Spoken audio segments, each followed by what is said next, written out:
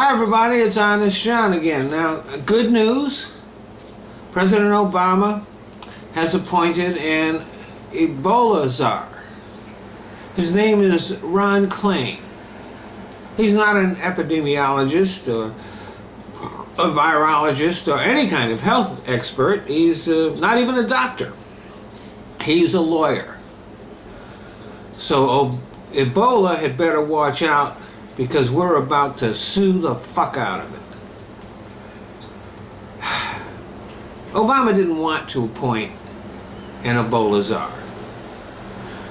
But sometimes a politician needs to look like he's doing something, even when he really isn't.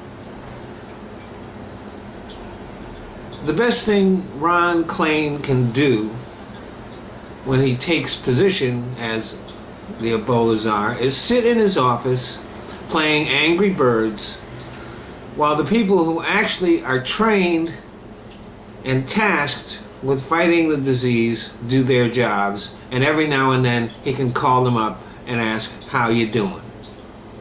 Maybe we should have taken the money that he and his staff, because he'll have to get a staff, are going to get, and just used it to increase the funding of those agencies.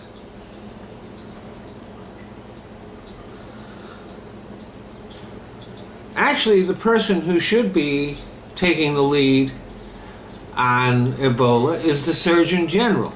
But oh, guess what? We don't have one. Obama's nominee, Dr. Vivek Monthly, has been blocked by the conservatives, both Republicans and Democrats, because somehow or other he came to the outrageous conclusion that having your body penetrated by bullets is bad for your health. Now, conservatives don't like this. They are definitely pro-bullet. Maybe we should conduct an experiment where we shoot some IRA guys and see if it improves their health. So after smearing Dr. Murthy for months, Fox News is now complaining that we don't have a Surgeon General.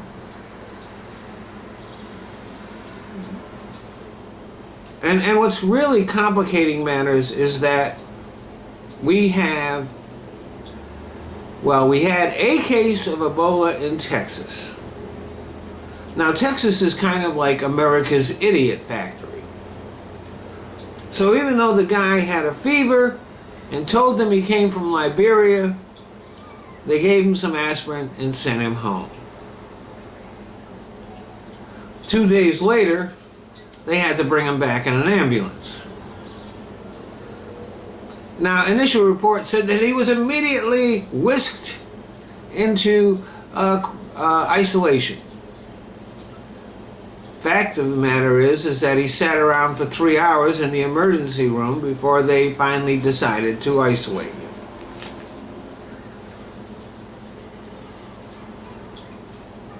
The staff was not provided with adequate equipment to protect themselves against infection, nor with adequate training. And nobody told them not to travel.